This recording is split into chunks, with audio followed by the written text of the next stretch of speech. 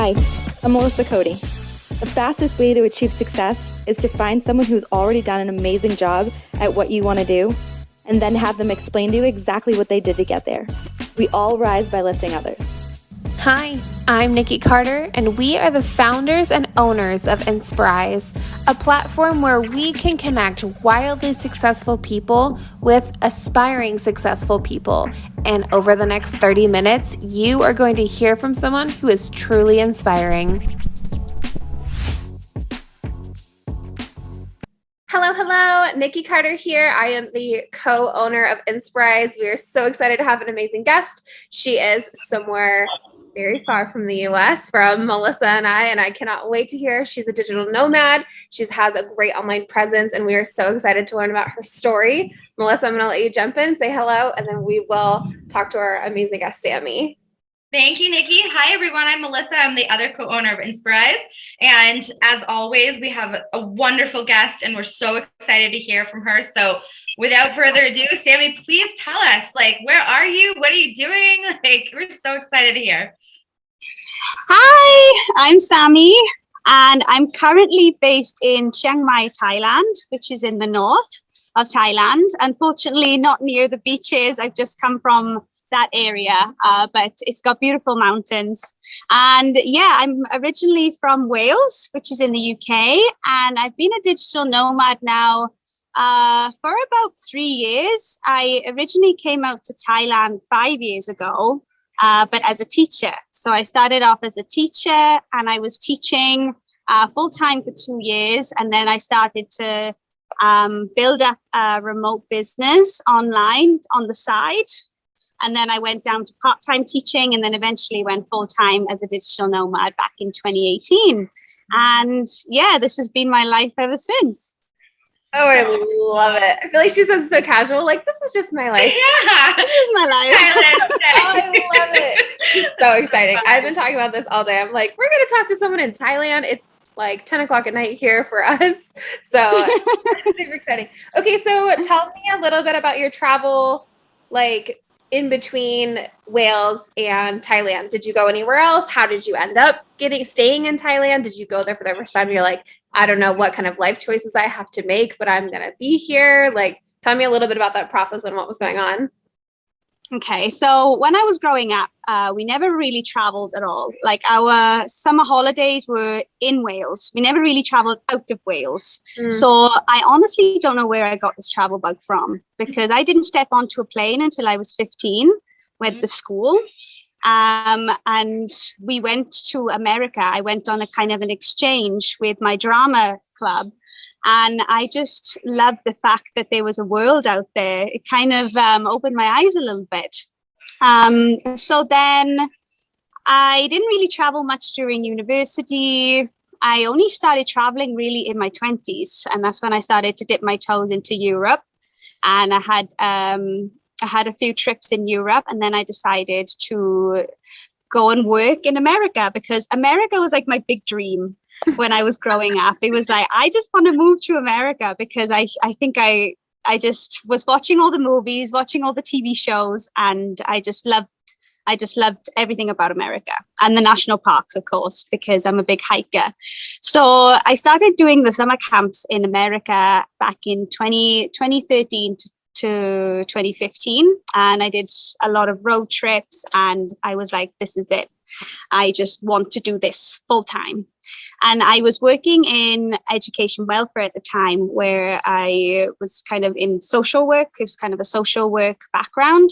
And it just, even though it gave me the flexibility because I worked in education, so I had long holidays to take, it just wasn't enough for me. And I needed to just break away and just start a new life. So I didn't initially plan on becoming a digital nomad. I just wanted a new life. I just knew that Wales wasn't my place. And I just had this burning desire to go elsewhere and see the world and start afresh. And then after 3 summers in America, I kind of decided that maybe that wasn't my place. And I wanted to explore another place. And I really loved Asia. I loved everything about Asia. And then I just kind of stumbled into teaching in Thailand because I didn't really know what to do. I didn't know how to start. And I think that's everybody's kind of problem, really, is like they know they want to go, they know they want to make this change, but they're just so overwhelmed with how to get started. And I really didn't know anything about remote work at the time, so teaching kind of seemed to be the best option. So I packed up my life, quit my job, sold my car, rented out my house, and just packed all my life away. It was the scariest thing I've ever done, but the most exciting. And I just remember that fear. I just remember feeling petrified and going back and forth, like, is this a good idea? No, it's not. Yes, it is. No, it's not. I had this kind of internal battle for a while. And then I just did it. And I think when you're going alone, it's really, really tough, and it's scary, and it's frightening. So I actually went with an agency because I felt like if I didn't go with an agency, or if I didn't go with a mentor, someone to guide me, someone to hold my hand, I wouldn't go at all, because that's how frightening the thought and the concept of changing my life was.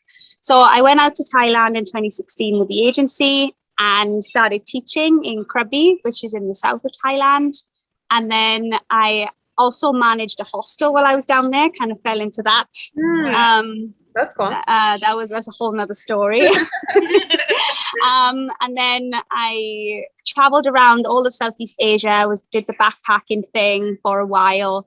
And then I taught in Bangkok in an international school for a year. And then I kind of realized that teaching was not my future. So while I was in Bangkok, I started to build up my remote business on the side. And it took me a while to figure out what I wanted to do. And I started freelance writing because it's quite simple. I think we make it so complicated in our minds as to what we can do online and, you know, what we can make, how we can make money, because it's such a new concept. But it's really about looking at what you can do already or what you enjoy doing. And for me, that was writing. And I was writing for fun. Even as a child, I was writing for fun. And I was like, can I make money doing this? So I gave it a go and it stuck. And I just built it up from there, really. I built it on the side. So I was teaching full time, and then I was working online all evenings and all weekends because that's how bad I wanted it. And then when my contract finished at the school, I went full time with my remote freelance business and was able to go and live in Nepal. I traveled to the Philippines. I went to Australia for a bit. And then I kind of just focused on building this remote business. And here I am now. I have built a successful freelance writing business, and I also went into SEO and digital marketing in general. Yeah. And now I'm kind of in a position now where I'm transitioning into building up a coaching business and helping other people be successful in this, because it really is, it's simple, but it's not easy, but it's simple. And I think the biggest thing that people struggle with is they get it the wrong way. So I'm just about helping people break that down, break those limiting beliefs and barriers that they put in front of themselves, and just go for it. Okay, I have about 85 questions. Yeah, me too. And I'm gonna let Melissa go first. That was a lot. I was like, oh my gosh, I couldn't imagine my parents, like your friends, like any peers. You're like, I'm out, you know, and I know in the US, that idea to us, because while Wales is not super close to Thailand, it is much closer than, you know, like the US to Thailand. And so we're like, that is like mind blowing. Like the idea of traveling, us to get to Greece is thousands of dollars. When you live in London, it's not that much money to, you know, fly or take a train or whatever to kind of maneuver around Europe. So we think that that seems so much like more out of reach. But I think that the tip of finding an agency and doing it, and then taking what you love from teaching and writing and then building it, I definitely hear that in digital, like the Nomad world, blogging and SEO and finding those like writing paths are definitely like most common. So I love that you teach on that, and then coaching and like getting over, when you said limiting beliefs, of really setting mindset to feel confident enough to do that. That's amazing. I have questions within that. I wanted to reiterate your story. I will let Melissa go, and then I have questions.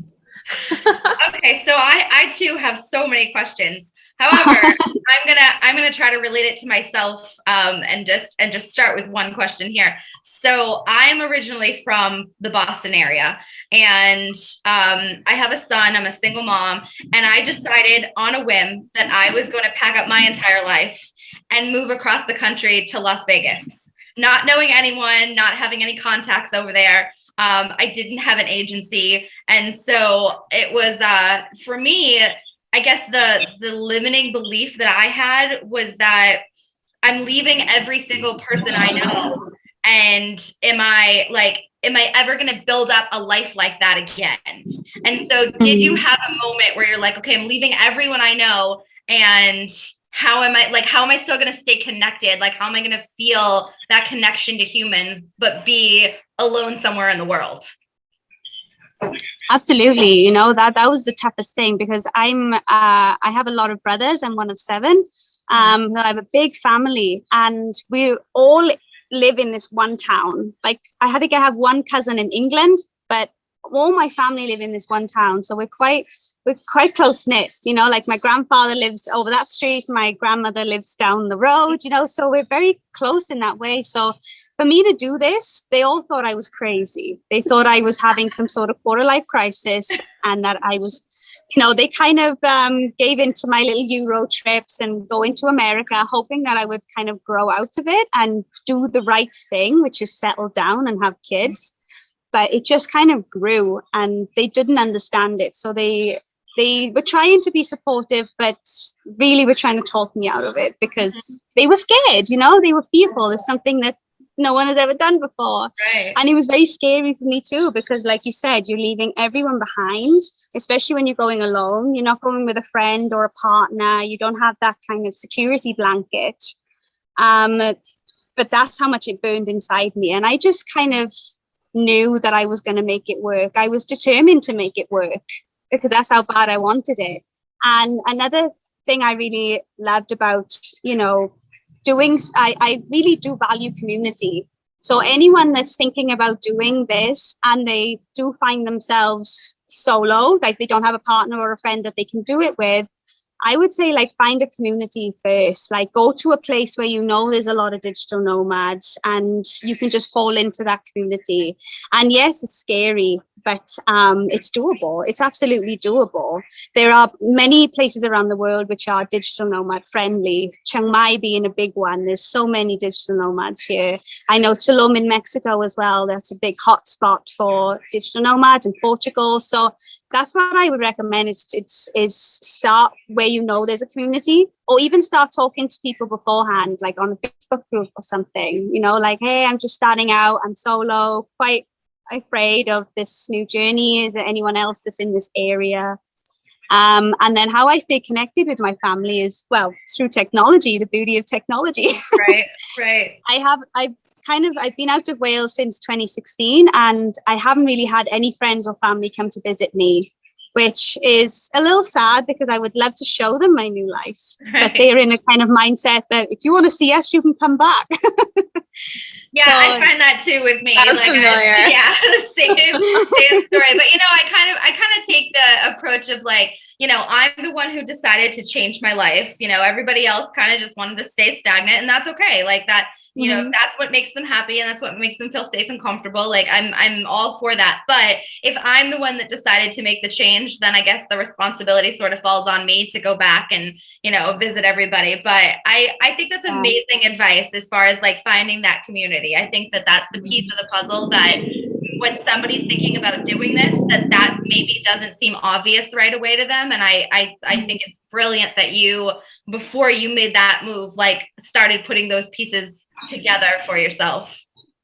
Yeah, because I felt like this wasn't something I was going to just try.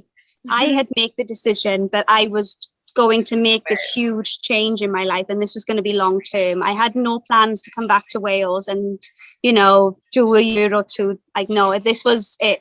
So it's kind of when you make that decision that this is it, you just find this power and strength within you and be like, I'm going to make this work because it means so much to me.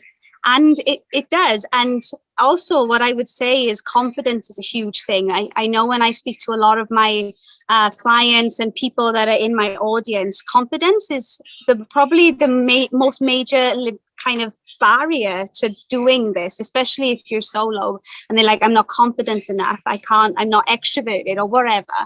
And I always say that confidence is something that can be built. It's not something anyone is born with. Right. Confidence, we build up confidence. And a simple way that I tell my audience to do, if that's something they really are looking to do, is to build confidence so they are able to go to travel solo and start this life, is start now while you're at home. Go to the supermarket and just talk to the cashier.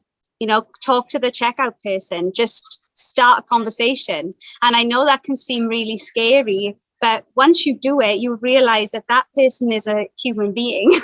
And they're going to talk back to you, and you're going to feel so good because you made that move.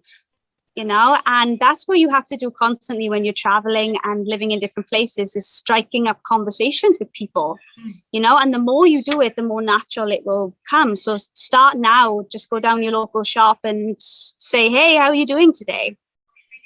Go down the street and just say hello to people passing and smile. And then you realize it's really not that scary to start conversations with people. I love that. I love that so much. I read something a while back that said if you're a shy person, try in one day, try introducing yourself to 3 people and look at them in the eye when you do it. And when I first read that, I was like, there's no way that I can look somebody that I've never talked to or met before. But it really does. It becomes natural. And again, brilliant advice as far as tips to get yourself out there and start this journey even before you get started. I love it. Mm-hmm. Yeah, I think that's what seems scary, is that they don't feel like they can prepare. But you actually can. I really advise people to start preparing. I'd love to be one of those people that says, screw it, I'm packing up everything, and I'm just going to go. But actually, sometimes we need that preparation transition phase to get us ready. And that's fine. Actually, that's probably the best way. I love it. Yeah, me too. So tell me a little bit about your agency. And I know before we jumped on, you had mentioned that you were in a community area. Is that for nomads that you found online, or is that through kind of a group that you're with? Or tell me a little bit about the town that you're in and kind of about day to day, what it looks like. Okay. So you mean in Chiang Mai, right? Yeah, and where you're at, the little garden area she was showing us around right before. She's sitting in this super cute patio. This will be audio also. So she's got lights hanging above her and all the trees and tropical plants in the background. Her hair's blowing in the wind if you can't see it. Sweating because it's so humid. Love it. Yeah, so just tell us a little bit about day to day. Okay, day to day. Like I said, it's sometimes it's a bit bizarre to talk about it and then have reactions, because this is the kind of life that I've been living for a while now. But my day to day, Chiang Mai is definitely a hotspot for digital nomads. I have only been based in Chiang Mai for a year. Before that, I was in Bangkok and also Kathmandu in Nepal. That's also one of my favorite places in the world. So Chiang Mai is one of these hotspots for digital nomads. It's very, very foreign friendly. I would say there's a lot of Western food, there's a lot of Western places, there's a lot of Western people that you can meet. I also really love the local vibe. I gotta say, when I lived in Krabi, I was living in a local village with local people doing local things, and I love that. But sometimes, especially when you're starting out, you need that little Western comfort, and that's okay, because there's also very local places here too. For my day to day, I get up early. I get up around 6:30, 7 a.m. I go to the gym. I do all my things in the morning, my morning routine, and then I don't start work really until about 11 a.m. Good for you.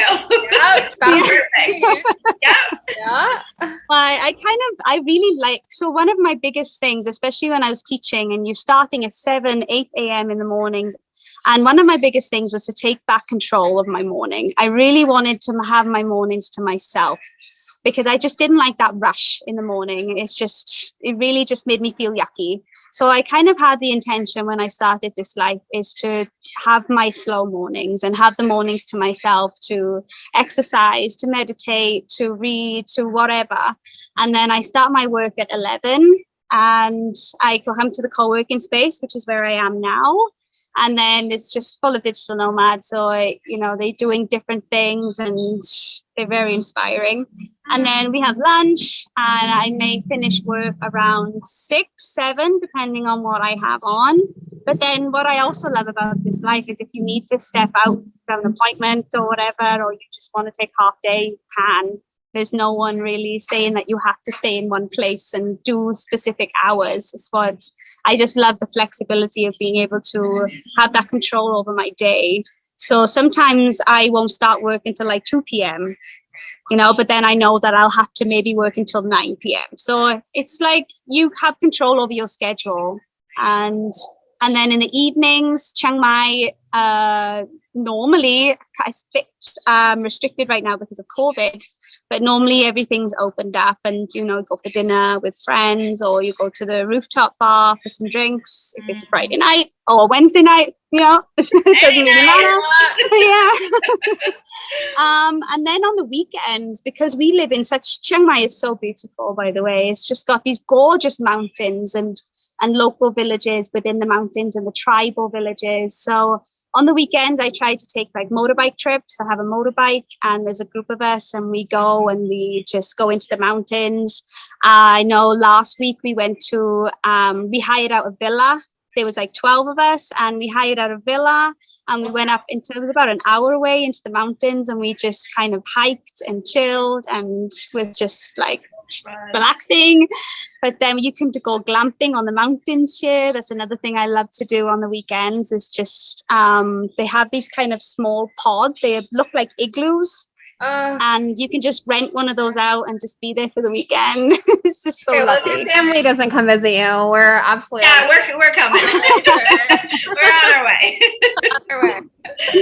And what I also love about Thailand as well is just it's got the beaches, it's got the city, and it's got the mountains. So like the city of Bangkok is an hour flight away, and then if I want to go to the beach, I can go to Phuket or the islands. That's only an hour or two as well. So it's kind of perfect. So when I think of Thailand, and I don't know if this is like Western culture or what, but I just think elephants. I'm like, I want to know about the elephants. I want to know about the sanctuaries. I want to know about swimming with them. Like, I don't know anyone who like does not have that written down on their bucket list. Seriously, like how incredible. I actually found Sami on Facebook in a Facebook group, and I'm scrolling through and I'm reading about these digital nomads, and all of a sudden I'm like, look at this girl petting an elephant in the water. I'm like, let's be friends. Can we be friends? What's going on over there? I love elephants so much. Like there's so many elephants up here in the north and I just love to be with them. Amazing. Oh, so jealous. Okay. Yeah. So what next? Melissa, do you have any questions? I do. I have one question that I was thinking. So, the way that you described it is just obviously paradise and so unbelievable. And so how do you know when it's time to move on? Like, how do you know when like, okay, I've been here long enough and I need to find a new place? It's kind of like with anything. It's kind of with when you're like, you feeling a bit like, you feel that itch, you feel that kind of unsettledness, you're like, I think I just need to like have a change of scenery. I need to change it up. But of course, because of COVID, we haven't been able to respond to those itches as much as we want to. And luckily I am in a beautiful place that we can just deal with it. But yeah, you just kind of have that itch and that's all I can really say. It's just, and also visa. Sometimes your visa is up, so you have no choice but to move on. Okay, yeah, that's definitely a factor. I think the most powerful thing about what you said previous to my random comment about elephants is how you're like, well, this is my life. And so I forget that, it's my day today. It's different than other people's day today. And I took back control of my morning And especially in Western culture, we know that we wake up, and the second we wake up, we run, and we're on a bus, and you're on a train, and you're running here, and you're late, and then it's dinner and games and school and university and college and all the things, right? I think to really be able to like say, despite what anyone else's opinion was, I took back my morning. I'm doing what feels good to me. This is my life. You know, I'm not going to live my life on anyone else's story or the way that you think it looks, that I'm just totally living my best life. And I found a way to do it, you know, like having the confidence to work for yourself. And like you said, sometimes I work at 11, sometimes I work at 2, sometimes I'm awake until 3 o'clock in the morning. I think that we could all absolutely like reference back to that a few times, since we're on a call at 10 p.m. right now with someone in Thailand doing an interview. You know, it's just, I think being someone that works for yourself and being able to live that life is inspiring on its own, you know, like just to have the confidence. Do you have any tips for somebody who is like, you know what, I'm totally inspired, I think this is where I'm going to go? Like, what would you say the first couple of things would be for them? Yeah, okay. So I just want to touch back on what you were saying as well about how we are kind of, I don't want to use the word brainwashed, but trained to live and work a certain way because that's how we were brought up. That's maybe what we saw our parents doing. And that's what we feel like we should do. You know, it's kind of the messages of society tells us that we should, you know, we working 9 to 5, we should be in employment, we should stay safe, we should, you know, stay in our hometown and have children because that's what people expect of us. And I think when you start to kind of push those boundaries of society and you realize that actually there is other things that I can do and you can do it, you know, and it's just about kind of relearning and rewiring those beliefs in your mind as well.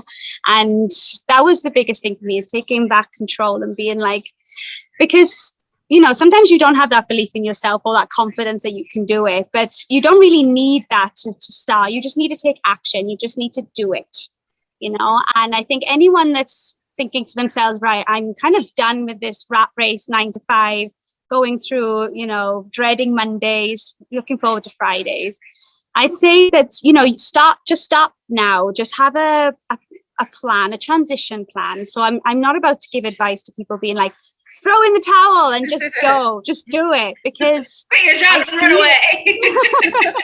It's great if that's how you're feeling. Like you just be like, you know, screw you all, I'm going.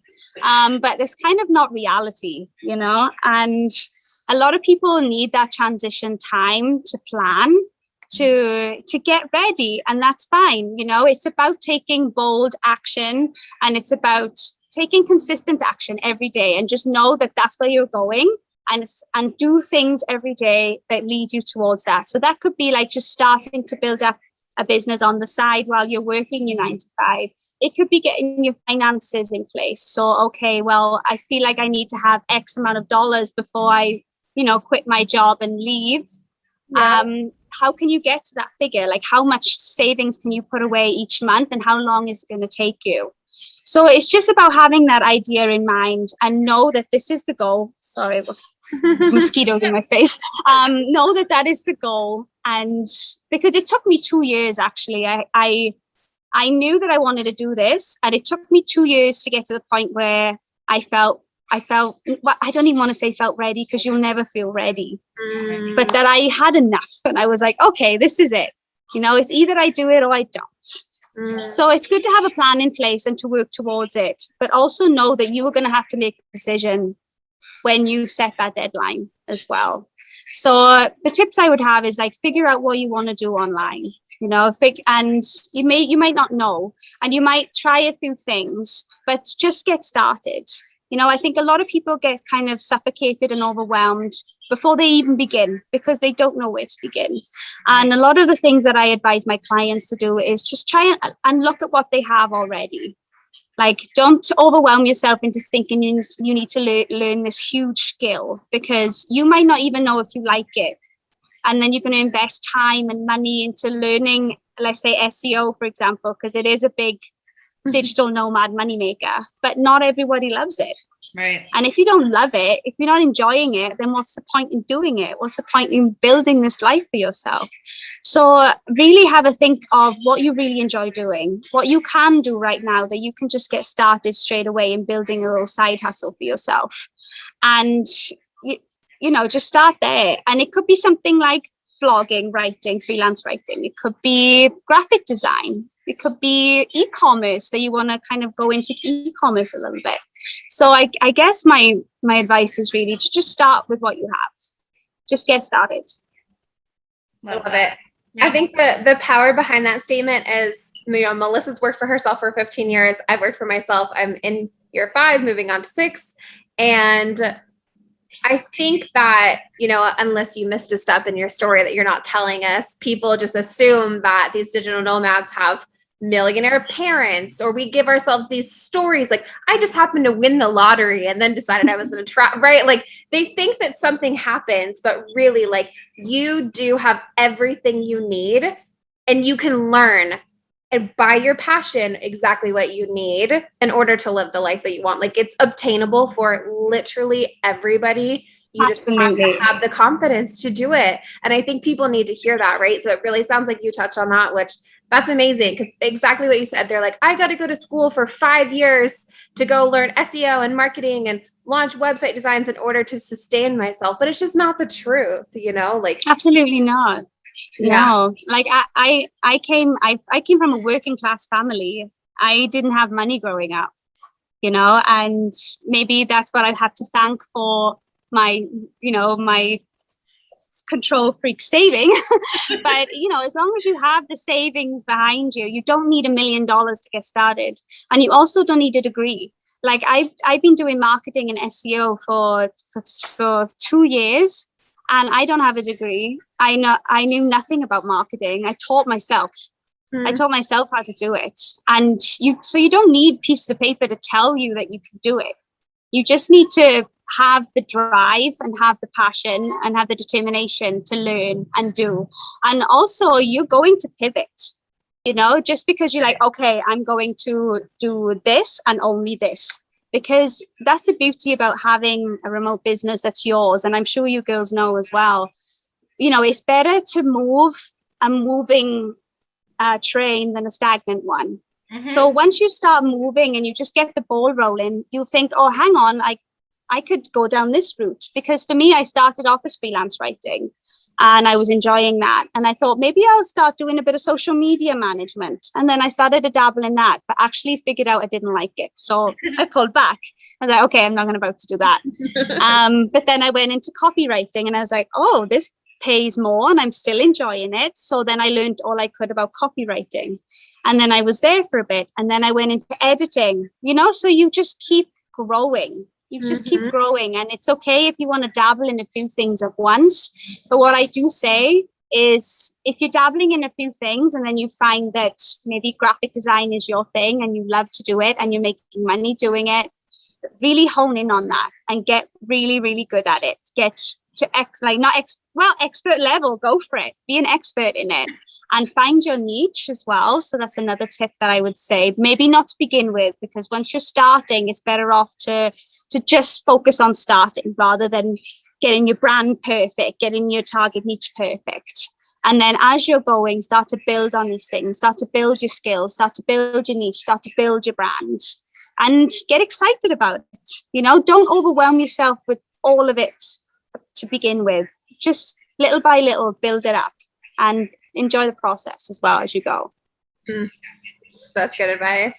Yeah, super, super inspiring. I feel like my favorite thing about you, knowing what I know right now, my favorite thing is that it's so easy for most humans to get into a comfortable routine and enjoy the stagnantness, to enjoy the day-to-day and knowing that like if nothing changes, then nothing bad's gonna happen, you know, and they live in that kind of space, that mindset. And when I asked you, you know, how do you know when to leave? And you're like, there's just something inside me that just burns. I'm like, I'm ready. Like, a lot of people will feel that and then they'll never do anything about it. So the fact that you take that as a sign of excitement and movement in your life, and you don't take it as a sign of like, oh, that could be scary, I'm not going to do that. Like, that is incredibly inspiring. And I hope you continue to share that message with everybody, because it's very rare. And I commend you on that so much. Oh, thank you. But I still get scared though. Yeah, and that's the beauty of it, right? You get scared and you push through, and you're like, let's see what this turns out to be. Yeah. Yep. Yeah, you still get scared, but it's about, just going with it and knowing that you've done it before, you can do it again. Yep. If I'm going to a new place and I'm like, I'm going all alone, I'm not going to know anyone, all these thoughts come back into your mind, and you just have to say, Sami, you've done this before. You are going to meet people. You're going to be just fine. And I think a lot of people getting uncomfortable. We live in a society where we're so comfortable. Right. And society allows us to be comfortable. It encourages us to be comfortable. Yeah. And I think anyone that wants or is striving towards this type of life, but things like that really scare them, like going to new countries and doing things on their own, even like going for dinner on your own. I know one client of mine, having dinner by herself was the scariest thing. And, for me, it's like normal. So what I would say is like, start now. Like I said, if being uncomfortable scares the crap out of you, get uncomfortable now. Yeah. Do it now. Do it. Go and sit in a coffee shop by yourself, feel that discomfort, drink your coffee, and then you realize that nothing major happened. Right. It's all in your head. Right. Yep. So I think we've touched a lot on like mindset and like pushing past fear and learning confidence. So it kind of sounds like you either read or like meditate. Who do you listen to? Like, what inspires you? Do you have like a favorite motivational quote? Like, I'm interested about your mindset and like who you like. Yeah, well, when it comes to mindset, I think my biggest, he is my mentor actually, because I kind of part of his mastermind, because, I get coached too. I think everybody should invest in themselves in terms of coaching, mentorship, because that's how we grow. And my mentor is a guy called Rob Dial. He is called the Mindset Mentor, and he's all about mindset. And I've been listening to him for years. So I'm part of his mastermind now, which has kind of accelerated my growth to new heights. But I also, when you're part of a mastermind and you're part of a community, again, going back on community, and you're around the people that are either doing the same thing as you or are where you want to be, that's where you need to be, because then you will start to believe that it's possible. So when you're around people that are not doing it, it's very difficult to get your mind right in believing that it's possible. But when you're in a community where you're seeing people doing it, you're with people doing the same thing, you start to believe that it's possible. Like, for example, when I'm around all the digital nomads here in Chiang Mai, and they're making so much money and they're doing their passions and they're building websites and blogs and whatever, it's just like, wow, it's incredible, because I could do that. If they can do it, I could do it. And it's about having that mindset as well. Yeah. I have to just insert this very quickly. So if you replace the word community with network, you have a network of people that are doing what you want to be doing and learning from people that you want to learn from and striving. Like, I think that is so freaking powerful. And it's amazing that you're talking about that, because obviously like that is just so aligned with Inspirise's message in whatever way that looks like to somebody. Right. So I love that that's one of your tips, because we, with our whole souls, also believe that. Absolutely.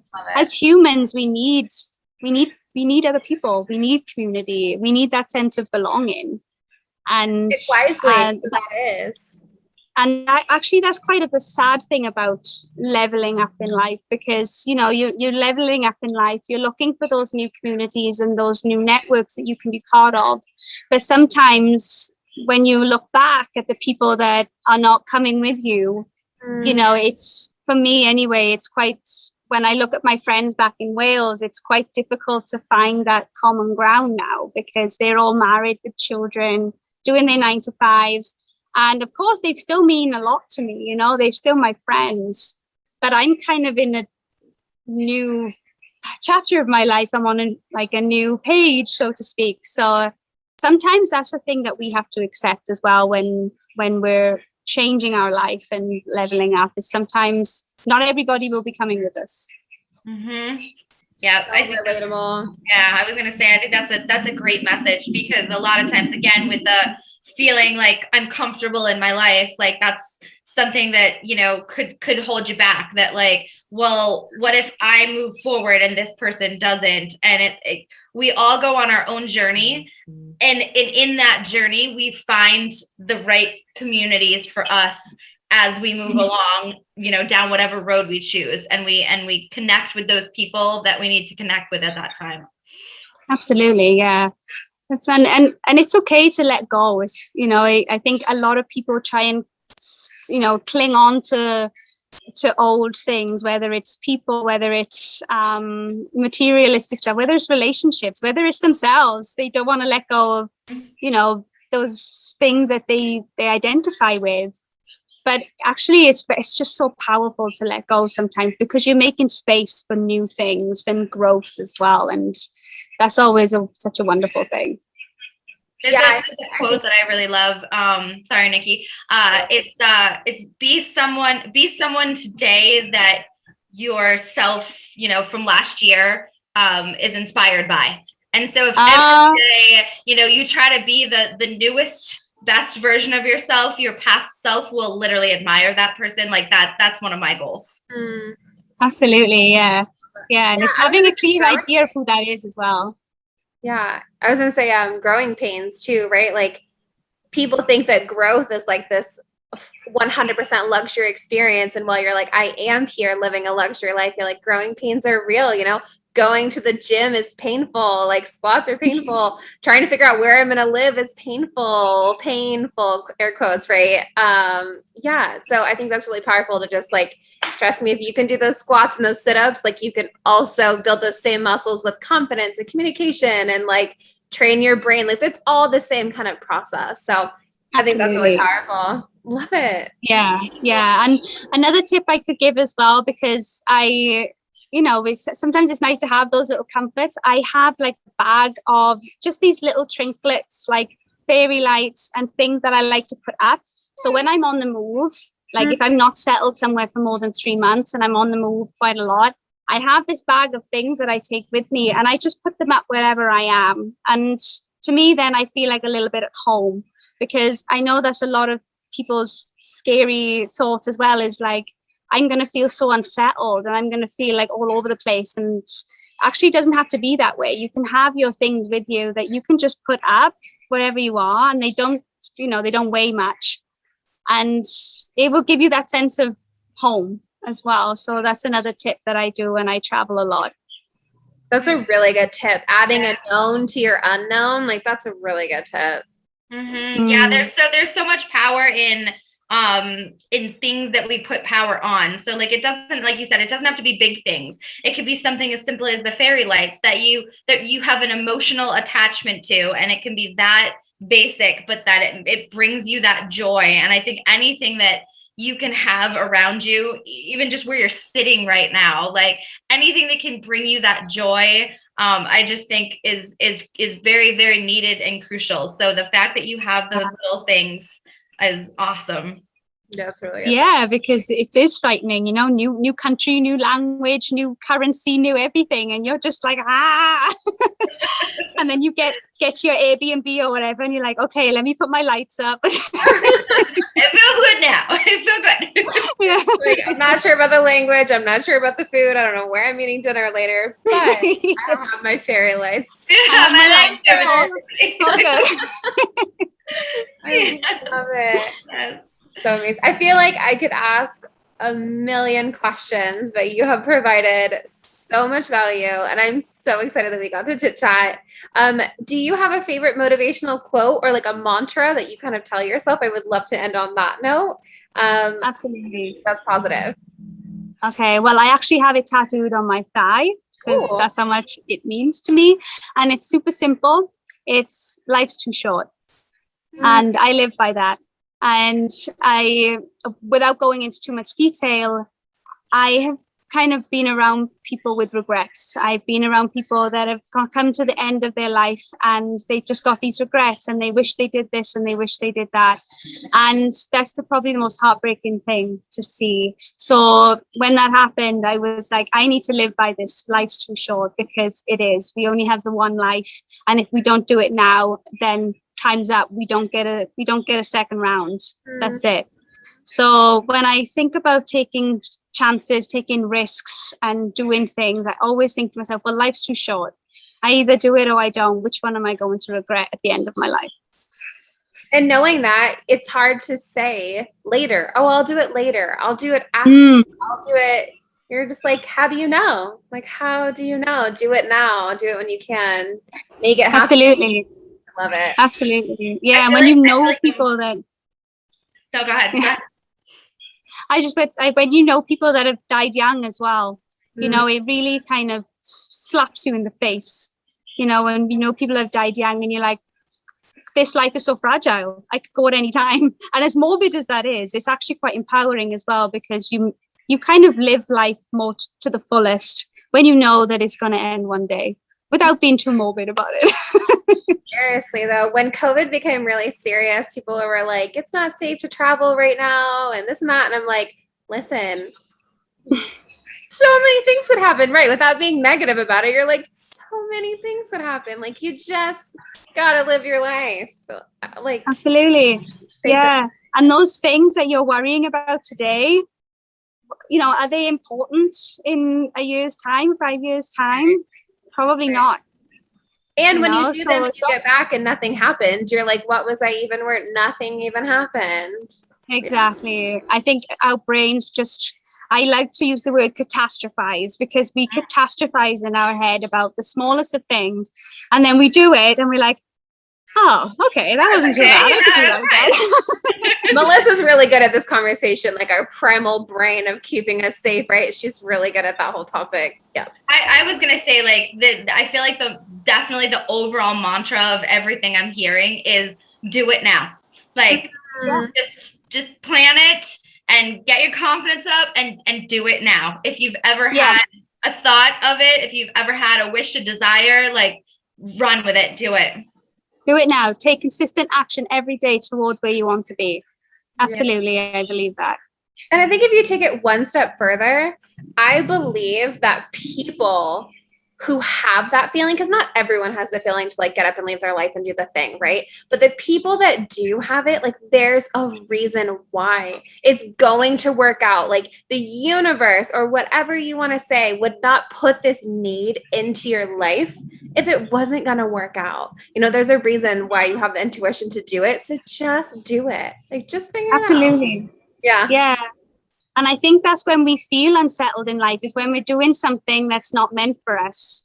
So that's why my message really when I work with people is we have to find I call it your ikigai, your North Star, you know, what you're meant to do. Because if you're doing something that's meant for someone else, then you're not going to feel aligned, and you're going to feel it's not going to flow as easy as it should flow. Because I absolutely agree with you. Like, it's placed in our hearts for a reason, and it's about having that faith as well and that belief that it's going to work out. And then when it does, you're like, okay, I'm on the right path. Yes. The line means you're in the right place. I've been saying for a while now, but definitely in the last few days, actually my mantra yesterday with Nycki, I said, everything that you need, you already have. You have all the tools available to you, and it's just about you being present and knowing that they're there and utilizing them. Absolutely. But I know it's hard for a lot of people to believe that, you know, so it's just about starting small as well and figuring that out, you know. But yeah. This conversation is so powerful. I hope whoever's listening to it is so inspired. I love this. I could probably talk about this for 5 hours and not even think anything of it. Sounds like Sami agrees. I know Melissa agrees, because we talk about it for 5 hours every single day. about living this kind of life or the life of your dreams. So on that note, I just want to say thank you so much for having such a fun dialect. I feel inspired. I think I'm going to go plan a beach trip now where I'm like, I need some life or something in my life, some elephants. I'll come visit you. Yes, please. I love it.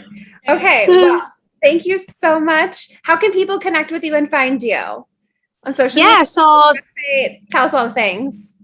okay, so we can connect over Instagram. So you can find me at Sami Reed Cleaver. That's SamiReedCleaver,